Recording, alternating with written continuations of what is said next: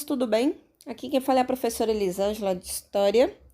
E antes da gente iniciar essa videoaula, se você ainda não é inscrito no canal, por favor, se inscreva. Já deixe o like no vídeo, né? Ajuda o canal a crescer, por favor, gente. Vamos aí, então. Bem, hoje eu vou iniciar essa videoaula falando sobre a escravidão na história, né? Então, nós vamos falar desde o período da antiguidade até o período da modernidade, tá, gente? Então, bora lá para mais uma videoaula. Primeiramente, então, vamos falar aqui, né, sobre a escravidão na antiguidade. Mas antes da gente já falar sobre esse período histórico, vocês sabem o que significa o termo escravidão? Pois então, né? Esse termo, ele sugere que é o quê? É quando uma pessoa ou um grupo de pessoas, elas são obrigadas a servir outros, né?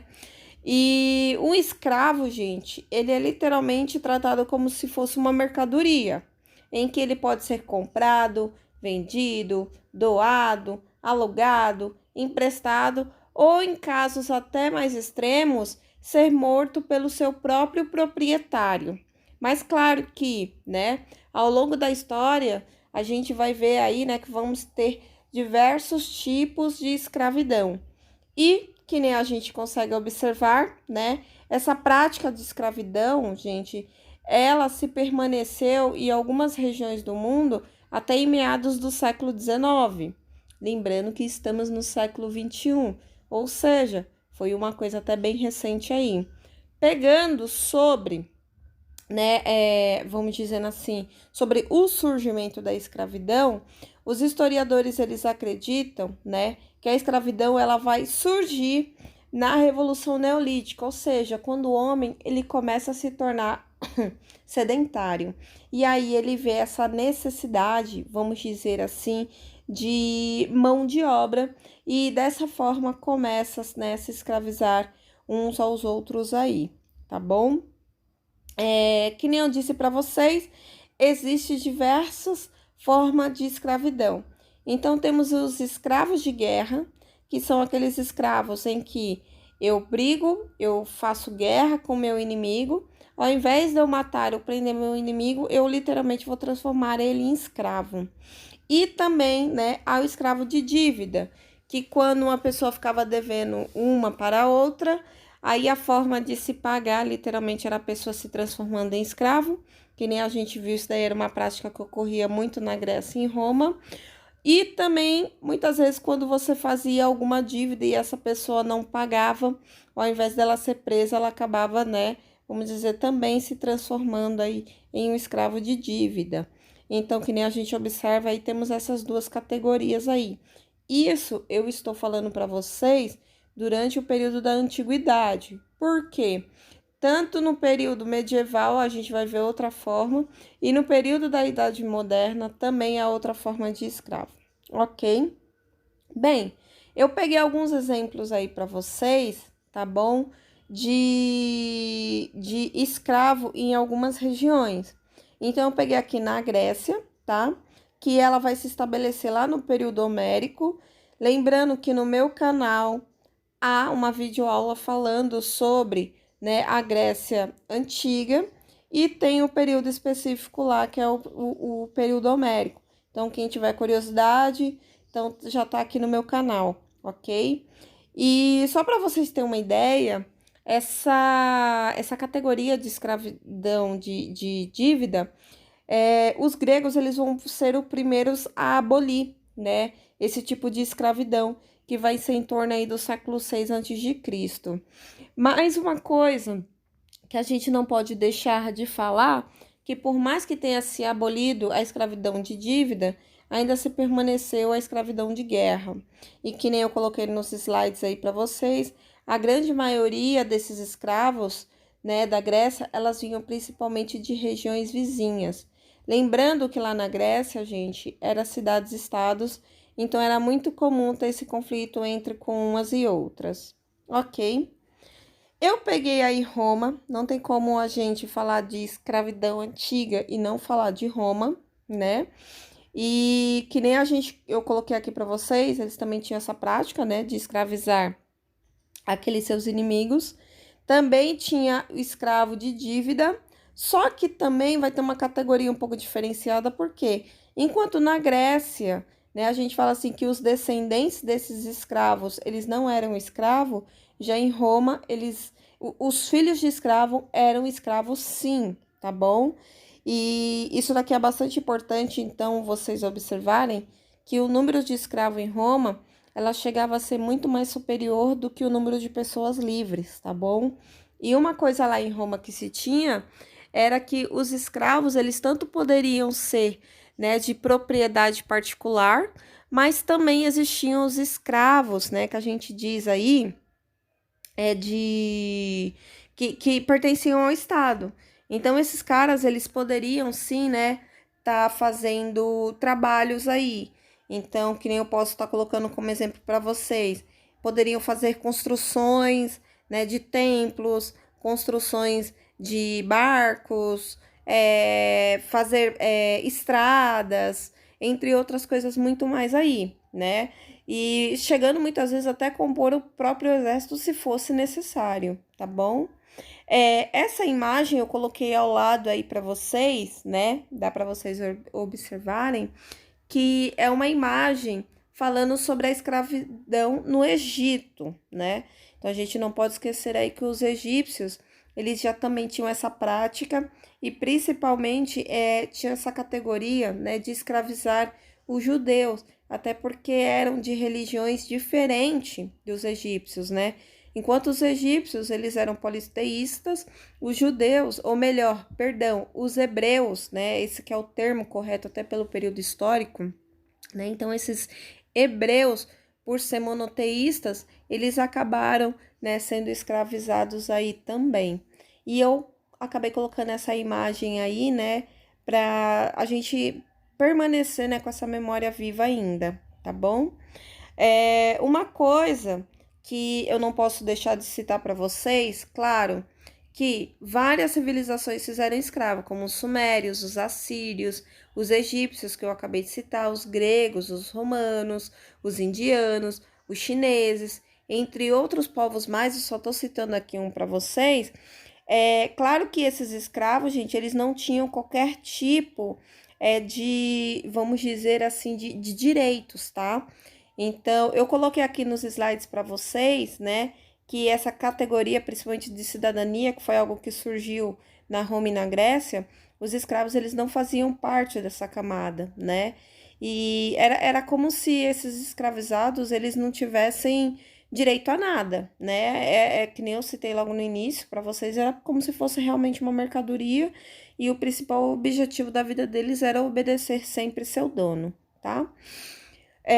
Claro que ao longo do período da antiguidade, a única revolta que a gente teve, né, vamos dizer assim, tentando, ou melhor, quando a gente fala assim, tentando acabar com a escravidão, não foi bem assim não, tá? Porque a revolta de Espartaco, ela foi liderada, né, por um escravo, mas o principal objetivo dele não vai ser nem tanto acabar com a escravidão em Roma, mas sim vai ser para poder, né, conseguir sua liberdade, conseguir a liberdade daqueles gladiadores que estavam ao seu redor. Mas nem por isso a gente pode, né, de deixar de falar da importância, porque vai ser a primeira revolta que os escravos realmente vão se rebelar, né, contra o Estado romano. E isso daí, né, para a posterioridade, vai ter um peso muito grande, porque, né, gente, que nem eu citei aqui para vocês, os escravos em algumas regiões, eles eram muito mais numerosos do que a própria população livre. Então, por que não se rebelar? Por que não se voltar contra esse sistema, né? E isso a gente vai estar vendo também ao longo aí, né, das videoaulas que eu estarei gravando para vocês, com esse foco falando, né, sobre a escravidão. Ok, gente? Bem, vamos então falar aqui sobre o período da Idade Média. Gente, eu fiz questão de colocar aí, né, no slide, colocando como, vamos dizer assim, o tópico, né? Que no caso não seria escravidão, mas seria uma servidão, tá? Só para vocês terem uma ideia, lembrando lá das videoaulas que eu já gravei aqui para vocês, em meados do século 3, né, depois de Cristo, Roma ela já estava sofrendo algumas crises. E uma dessas crises literalmente vai ser por conta de fome, né? Muitos conflitos, muita guerra, porque Roma tá tendo muito escravo. E aí, literalmente, eles vão acabar fazendo o quê, né? Esses romanos vão começar a dar liberdade. Só que é uma coisa assim muito estranha, né? Porque esses ex-escravos agora eles precisam se alimentar, eles precisam arrumar um trabalho. E aí vai meio que mudar de categoria, né? Então esses escravos, eles vão acabar se tornando servos, tá bom? E aí eu acho engraçado porque muitos alunos me perguntam assim, mas professora, qual é a diferença, né, entre um servo e um escravo? Que nem eu já disse para vocês, um escravo é como se ele fosse uma mercadoria, ele não tem direito nem à sua própria vida, né? Enquanto um servo, ele já é uma pessoa livre, né? Vamos dizer assim, livre entre parentes, só que tem uma coisinha, quando ele, né, faz assim o dito contrato e ele acaba, vamos dizer assim, pegando uma parte da terra, esse cara ele fica preso, né, à terra. E dessa forma, ele e sua família vão trabalhar para o resto da sua vida naquela terra. E ele vai ser obrigado a pagar taxas feudais para o seu senhor, né? Então, entre essas taxas aí, eu posso estar citando para vocês, claro, algumas aí, né? Mas temos a banalidade, temos a corvéia, temos a talha. Também não podemos esquecer, né, que esses servos são obrigados a pagar, né, o tostão de Pedro, que hoje a gente conhece aí como o dízimo, e entre outras taxas mais. Então, assim, uma coisa que eu comento muito com os meus alunos é que antes, né, esse escravo, ele praticamente não tinha direito nenhum sobre a sua vida, mas ele recebia, vamos assim dizer, né, do seu dono, uma refeição, um mínimo ali e um lugar para ele morar, vamos dizer assim, né? Enquanto o servo não, o servo agora ele paga, né, para poder trabalhar nas terras desses senhores feudais. A única diferença, vamos dizer assim, é que esse, vamos dizer, servo, agora ele já não pode ser mais castigado e nem ser morto por qualquer motivo. Por isso que eu coloquei no slide aí entre, né, vamos dizer, entre aspas, porque ocorria assim, gente, de muitas vezes um servo ele ser castigado quando o senhor feudal ele achava que tinha necessidade, né? E muitas vezes ele chegava até a ser morto, sim, né? Quando havia assim uma necessidade. Então é meio contraditório, né? Porque esse cara ele tem o título de servo, mas é como se muita coisa não tivesse mudado aí, tá bom? Uma coisa eu não posso deixar de citar para vocês, tá? Que na Idade Média, que ocorre entre o século V e o século XV, era uma sociedade hierárquica, ou seja, né, a categoria que você nasce, você morre, e os seus filhos também vão ter essa mesma categoria. Ou seja, se eu nasci de uma mãe e de um pai servo, eu vou ser serva, né?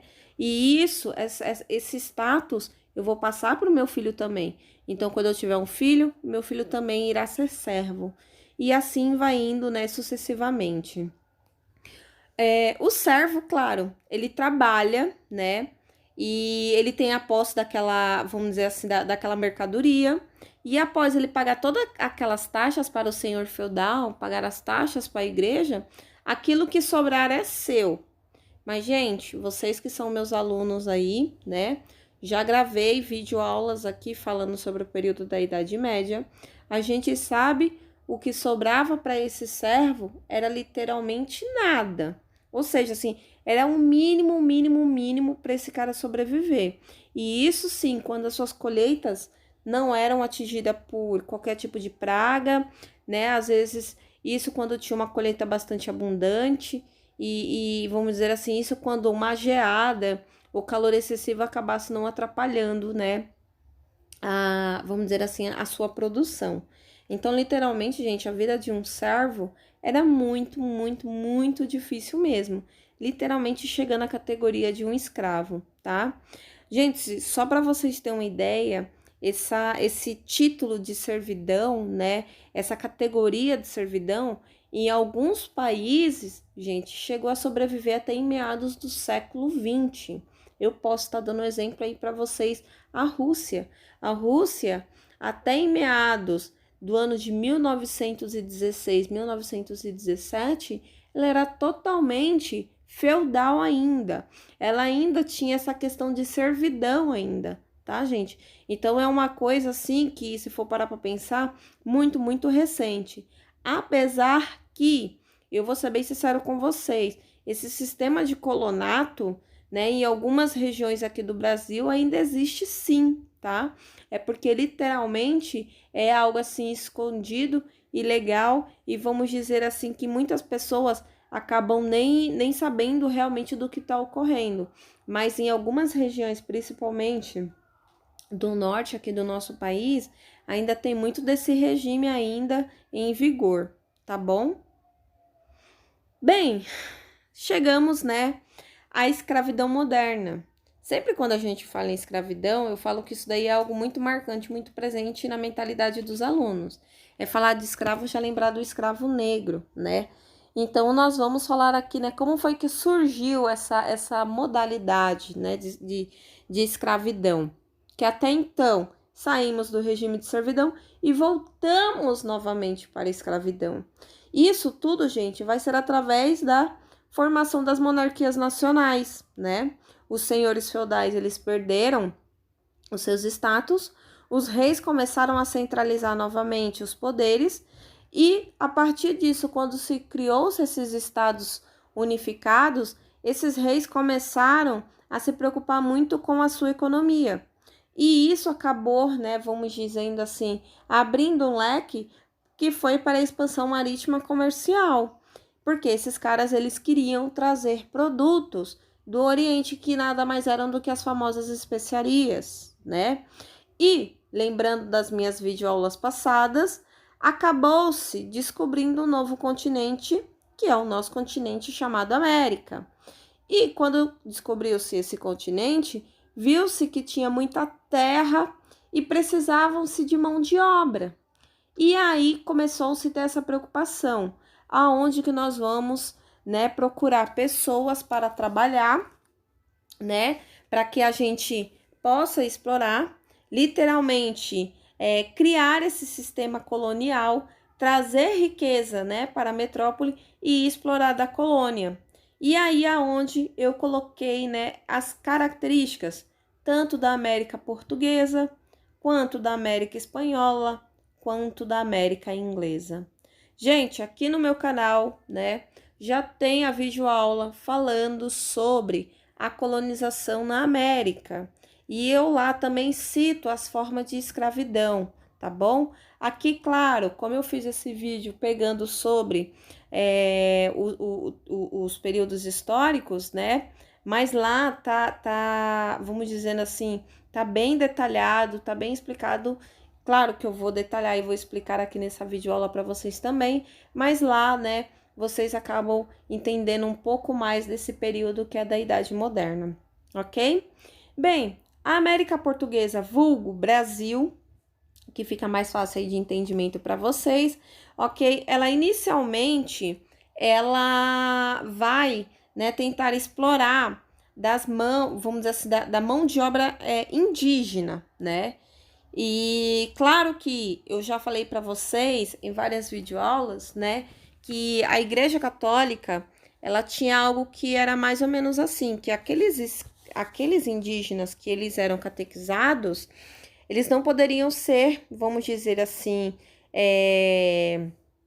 escravizados, até porque eles se transformavam em súditos, né? E aqui no Brasil, os jesuítas, gente, eles fizeram um trabalho árduo, literalmente para fazer com que esses indígenas eles não fossem escravizados. Então, por esse motivo, Portugal, ele vai ser um dos pioneiros aí a pegar mão de obra negra escravizada lá do continente africano. Até porque como Portugal já tinha, né, algumas colônias lá, e Portugal ele já sabia que tinha esse comércio de escravos negros, ele acabou se aproveitando muito disso daí. e aonde, né, Portugal, através, né, do tráfico negreiro, que eu vou estar falando para vocês na próxima videoaula, começou, né, a trazer esses escravizados aí.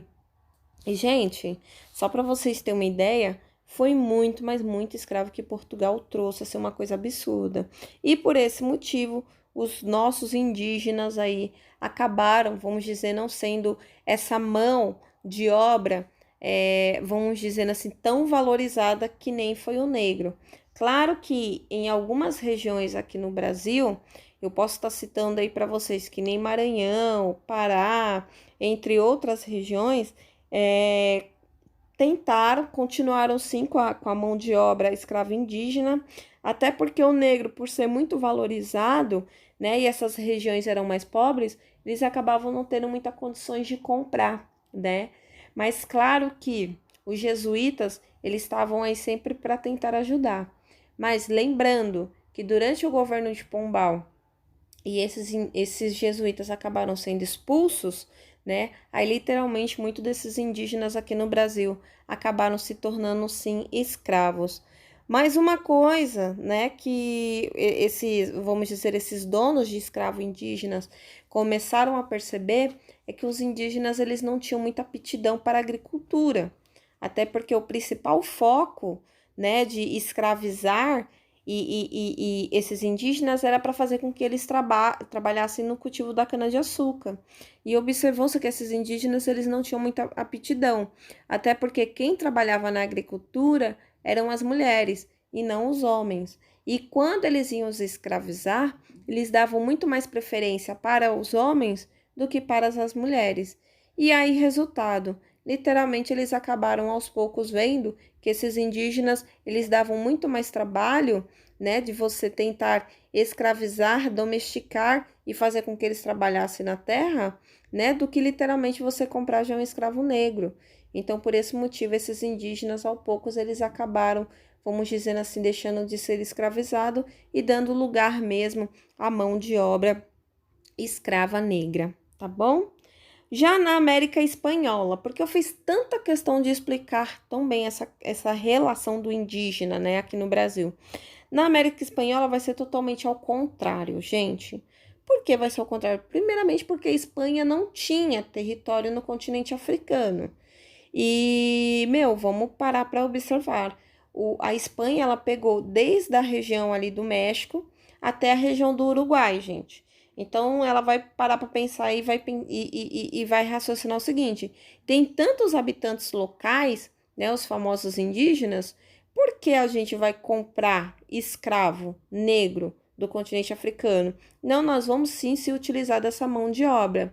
Só que esses caras, eles foram muito astutos porque eles não escravizaram esses indígenas, né? Eles fizeram aquela característica do trabalho servil, ou seja, todos os habitantes da América são cidadãos, né? Ou melhor, perdão, cidadão não, são súditos, né? Todos esses habitantes do continente americano são súditos do rei de Portugal. Se são súditos, então vocês devem impostos ao rei de Portugal. E de que forma vocês irão pagar esses impostos? Através do trabalho servil, tá? Então, aí eu coloquei para vocês, entre parênteses, temos a mita e a encomienda, que nada mais eram do que trabalho compulsório, né, servil. Então, na América Espanhola, ela vai ser totalmente ao contrário daqui da América Portuguesa, tá? Enquanto isso, lá na América Inglesa, que são, né, as famosas 13 colônias, que posteriormente vai dar, né, origem ao que a gente conhece hoje como os Estados Unidos. Lá, gente, eles vão ter uma característica totalmente diferenciada, tá? Que lá eles vão se utilizar não de escravos inicialmente, mas sim de servidão de contrato. O que era essa servidão de contrato?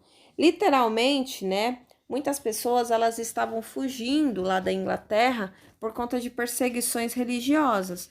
Só que muitas dessas pessoas elas não tinham condições de pagar passagens de navio para vir para a América Inglesa. Então, eles faziam, né, um contrato em que vamos dizer assim, esses empreendedores traziam, né, essas pessoas chegando aqui no continente americano, elas iriam trabalhar, né, por um determinado período, aí a gente coloca 4, 5 anos, por exemplo, que era para poder pagar aquela passagem, né, de navio. Terminado aquele contrato, essa pessoa era livre para ela poder trabalhar, poder comprar a sua terra e seguir com a sua vida, né? Isso, gente, é claro que principalmente na região sul, a América Inglesa, ela começou a observar que essa servidão de contrato não trazia muito benefício, porque com um determinado tempo aquela pessoa ela estava, vamos dizer assim, livre. E por esse motivo, eles começaram sim a introduzir os africanos escravizados, né, na região sul, até porque era uma região em que ela era totalmente voltada, né, para plantação aí de tabaco. E por esse motivo, eles precisavam dessa mão de obra, vamos dizer assim, barata. Enquanto a região norte dos Estados Unidos não. O foco maior dele, né, era ser uma região mais, vamos dizer assim, de pequenos produtores, mais industrializadas. Então, eles davam muito mais preferência para mão de obra livre e não escrava. Enquanto na região sul, por ser mais agrário, né, se voltava literalmente aí para essa mão de obra escrava. Eu coloquei uma charge aqui, né, como é de praxe, sempre eu gosto de colocar para a gente fazer umas críticas, né, que nem vocês estão vendo, Brasil, ano de 1723. Manuel, escravo, corta cana mais de 12 horas por dia. A única coisa que recebia em troca do trabalho é moradia e alimentação. Brasil, apesar que tá escrito aqui ano 2011, tá, gente? Mas nós poderíamos colocar 2020 aí. Manuel, que não é escravo, corta a cana mais de 12 horas por dia. Recebe em troca de seu trabalho um dinheiro que mal dá para alimentação e moradia. Ou seja, gente, será que desde a época da América Portuguesa até os dias atuais, será que realmente a situação, né, desse povo que trabalha aí principalmente, né, voltado para a agricultura, será que realmente mudou a vida? Será que a vida do povo brasileiro, ela é uma vida de pessoa digna? Apesar que eu falei para vocês, né, de pessoas que trabalham no setor agrário, mas gente, vamos parar para observar. Hoje, um salário mínimo, ela dá uma vida digna para um cidadão brasileiro? Claro que não, né? Então, é algo aí para a gente analisar, pensar e tentar, né, mudar um pouco esse cenário do que a gente vive hoje. Bem, então bora falar aqui, né, sobre a escravidão na África. Que nem eu disse para vocês alguns minutos atrás, né? A escravidão na África já era algo totalmente comum. Mas como foi que isso daí surgiu, né? Vamos aqui então falar no período da antiguidade.